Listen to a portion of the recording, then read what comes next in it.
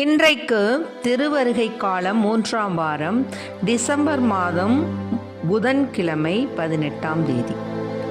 இன்று தேவன் நமக்கு தரும் ஜீவ நீரூற்றான இறை வார்த்தைகள் புனித மத்தேயு எழுதிய நற்செய்தி இயல் 1 இறை வார்த்தைகள் 18 24 முடிய. இயேசு கிறிஸ்துவின் பிறப்பை ஒட்டிய நிகழ்ச்சிகள். அவருடைய தாய் மரியாவுக்கும் யோசேப்புக்கும் திருமண ஒப்பந்தம் செய்யப்பட்டிருந்தது. அவர்கள் கூடி வாழும் முன் மரியா கருவுற்றிருந்தது தெரிய வந்தது. மரியா தூய ஆவியால் கருவுற்றிருந்தார். மரியாவின் கணவர் யோசேப்பு நேர்மையாளர். அவர் மரியாவை இகழ்ச்சிக்கு உள்ளாக்க விரும்பாமல் மறைவாக விலக்கிவிட திட்டமிட்டார்.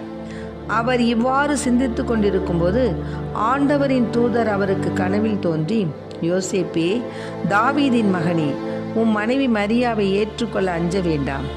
ஏனெனில் அவர் கருவுற்றிருப்பது தூய ஆவியால்தான்.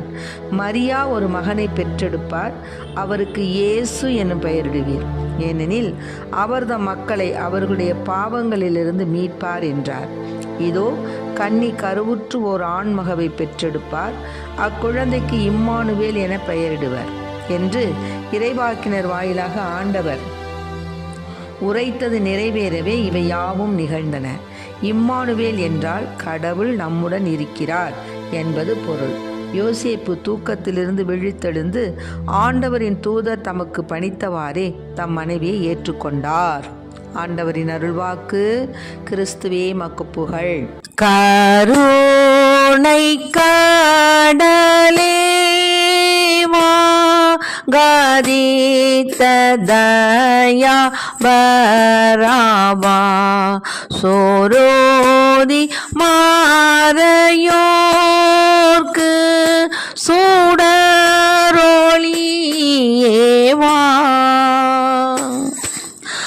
ஆதோனாயே ஆனந்தமே அவளுடல் காத்திருக்கும் அடிமைகளை சந்திக்க கருணை கடலேவா கதித்த தயாபராவா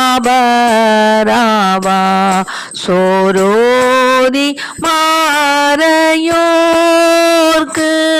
சூடரொளியேவா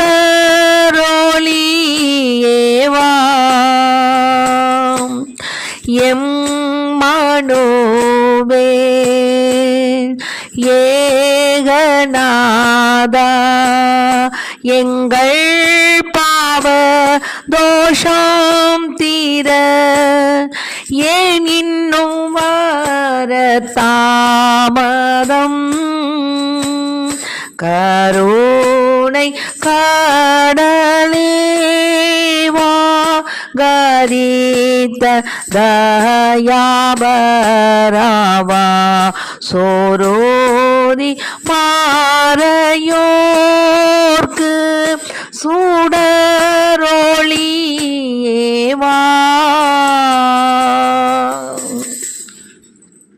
இன்றைக்கு நம் தேவன் தரும் ஜீவ நீரூற்றான இறை வார்த்தைகளை கேட்டோம். அதாவது, மரியாள் கருவுற்று ஒரு மகனை பெறுவாள். அவருக்கு இம்மானுவேல் என்று பெயரிட வேண்டும் என்று யோசேப்பு அவருக்கு கனவில் தோன்றி கூறப்பட்டது. அதற்கு முன்னாடி யோசேப்பு தாய் மரியாவுக்கும் யோசேப்புக்கும் திருமண ஒப்பந்தம் தான் செஞ்சுருந்தாங்க. அவங்க கூடி வாழ்வதற்கு முன்னால் மரியாள் கருவுற்றிருந்தாங்க. அப்போது அவருடைய யோசேப்பு ரொம்ப நேர்மையாளர், நீதிமான். அதனால் என்ன பண்ணார், தன்னுடைய மனைவியை காட்டி கொடுக்கறதுக்கு விருப்பம் இல்லாமல், இகழ்ச்சிக்கு உள்ளாக்க விரும்பாமல் அவரை மறைவாக மெதுவாக அப்படியே விளக்கிட்டு நம்ம போயிடுவோம்னு நினச்சிக்கிட்டு தூங்குறார். அப்போ தான் அவருக்கு இந்த கனவு வருது. இப்போ கூட பார்க்குறோம் நம்ம சூசேப்பர் தூங்கக்கூடிய ஸ்டாச்சு இப்போ நிறையா எல்லாருக்கும் அது அதாவது போப்பாண்டவர் வந்து அந்த கனா காணும் சூசேப்பர் வழியாக அநேக புதுமைகள் நிகழ்கின்றன என்று இப்போ பார்த்திங்கன்னா எல்லார் வீட்லேயுமே அந்த கனவு காணும் சூசேப்பருடைய சாட்சி வந்து முதல்ல சூசேப்பர்னால் நேராக நின்று குழந்தை இயேசுவை கையில் பிடிச்சிக்கிட்டு லில்லி பிள்ளரை கையில் பிடிச்சிக்கிட்டு தான் இருப்பார். அந்த மாதிரி தான் சூசேப்பருடைய நினைவு திருவுருவம் இருக்கும் இப்போது தூங்குறது மாதிரி. அதனால தான் அந்த கனா கண்டதுனால அது நினைவாக. அப்படியாக அவர் கனா கண்டும் பொழுது ஏசப்பா வந்து அந்த மாதிரி அம்மாவுக்கு மகனாக பிறப்பார். அவருக்கு இம்மானுவேல் அப்படின்னு பெயர். இப்போ பார்த்திங்கன்னா ஞானஸ்நானத்துக்கு வந்தோம்னா சிரிப்பாக இருக்கு. பேரெல்லாம் வைக்கிறாங்க, என்னென்னமோ பேர், என்னமோ சொல்கிறதுங்க, அதுங்குதுங்க இதுங்குதுங்க.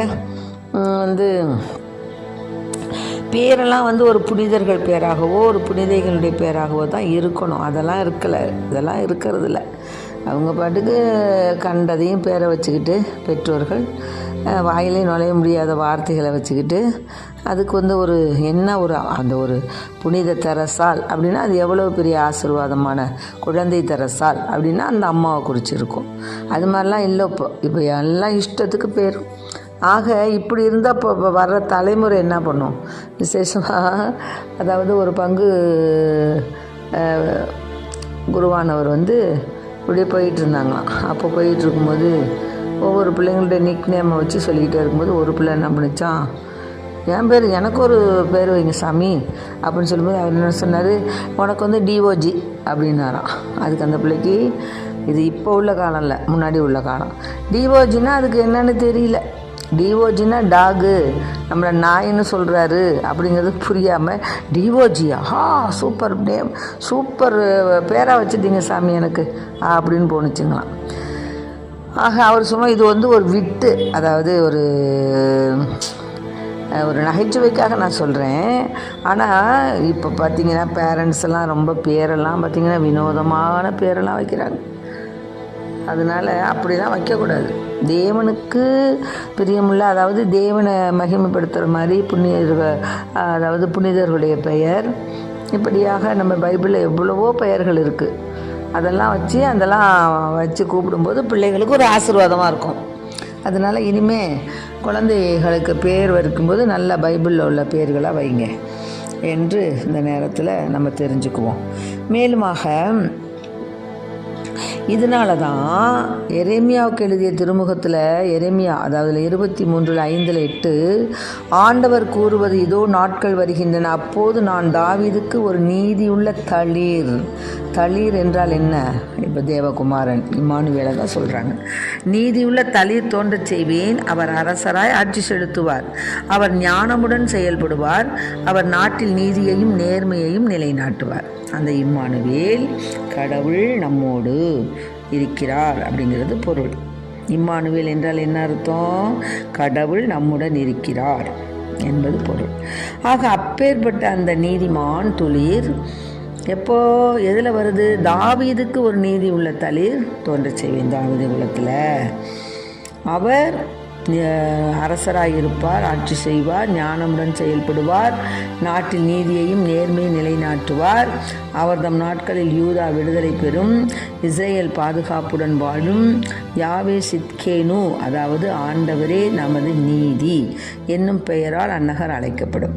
ஆதலால் ஆண்டவர் கூறுவது, இதோ நாட்கள் வருகின்றன, அப்போது எகிப்து நாட்டிலிருந்து இஸ்ரேல் மக்களை அழைத்து வந்த வாழும் ஆண்டவர் மேல் ஆணை என்று எவரும் சொல்லார். மாறாக இஸ்ரேல் குடும்ப மரபினர் தங்கள் சொந்த நாட்டில் வாழும்படி அவர்களை வடக்கு நாட்டிலிருந்தும் அவர்கள் துரத்தி அடிக்கப்பட்டிருந்த அனைத்து நாடுகளிலிருந்தும் அழைத்து வந்த வாழும் ஆண்டவர் மேல் ஆணை என்று கூறுவார்கள். ஆக தேவன் உன்னதத்திலே தேவன், சமாதானத்தின் தேவன், உன்னதங்களிலே கடவுளுக்கு மகிமை உண்டாவதாக, பூவுலகில் மாட்சி உண்டாவதாகன்னு நம்ம பாடல்கள் பாடுறோம். ஆக எல்லாருடைய குடும்பத்திற்கும் சமாதானத்தை கொண்டு வந்த தேவன் தான் நம்முடைய இம்மானுவேல். ஆக அத்தகைய ஆசீர்வாதமுள்ள குழந்தை பிறக்க போகக்கூடிய இந்த திருவருகை காலத்தில் நாம் நிறையா புண்ணியங்கள் செய்யணும், ஜபதவங்கள் செய்யணும், பரித்தியாகங்கள் செய்யணும். ஆண்டவருடைய வருகைக்காக நம்ம காத்திருக்கணும். இன்னுமாக ஏழை எளியவர்களுக்கு நம்மாலான உதவிகளை செய்யணும். இன்னும் எவ்வளவோ காரியங்கள்லாம் இருக்குது. கீழ்ப்படிதல் என்ற அந்த மரியாள், கீழ்ப்படிதல் என்ற அந்த பண்பை அவங்க தெரிந்துக்கிட்டாங்க. அந்த மாதிரி கீழ்ப்படிதலோடு நம்ம வாழணும், வளரணும். நாம் மட்டுமில்லை, நம்ம பிள்ளைகளுக்கு சொல்லிக் கொடுக்கணும், பேர பிள்ளைகளுக்கு சொல்லிக் கொடுக்கணும். தேவனுடைய வருகை பற்றி ஆயத்தமாக நாம் எல்லோரும் என்ன செய்யணும்? பலவிதமான நன்மைகளை செய்ய நாம் தெரிந்திருக்கணும். இப்படியாகத்தான் தேவன் வரக்கூடிய நாட்களில் நாம் ஞானமுடன் செயல்பட வேண்டும். இன்னுமாக ஆண்டவருடைய காலத்தில் நீதி தலைத்தோங்கும். அதனால் இஸ்ரேல் குடும்பத்தின் தலைவரே, சீனாய் மலை மீது மோசேக்கு திருச்சட்டம் ஈந்தவரே, திருக்கரம் நீட்டி எங்களை மீட்க வந்தருளும் என்று நம் தேவனாகிய கர்த்தாவிடம் மன்றாடி, இஸ்ரேல் குடும்பத்தின் தலைவரே, சீனாய் மலை மீது மோசேக்கு திருச்சட்டம் ஈந்தவரே, திருக்கரம் நீட்டி எங்களை மீட்க வாரும் இறைவா, வாரும் இறைவா என்று பிறக்கப் போகும் பாலனாகிய அந்த இயேசுவை அவருடைய பிஞ்சு கரத்தினால நம் குடும்பத்தை, அனைவர் குடும்பத்தையும் ஆசீர்வதிக்க வேண்டி அவருடைய வருகைக்காக நாம் காத்திருப்போம். அவருடைய வருகை நமக்கு மாபெரும் மகிழ்ச்சியூட்டும் நற்செய்தி, மாபெரும் மகிழ்ச்சியூட்டும் நற்செய்தி ஆண்டவருடைய பிறப்பு. ஆகவே ஆண்டவருடைய பிறப்பு நாம் எதிர்பார்த்து இருக்கக்கூடிய இந்த நன்னாளிலே, வரக்கூடிய நாட்களிலே நாம் நம்மால் இயன்ற அனைத்து நல்ல செயல்பாடுகளையும் செய்து ஆண்டவருடைய பிறப்புக்காக நாம் நம்மையே தயாரிப்போம். ஆமென். Praise the Lord. மரியே வாழ்க. இயேசுவுக்கு புகழ், இயேசுவுக்கு நன்றி. இயேசுவின் இரத்தம் எங்கள் ஜெயம்.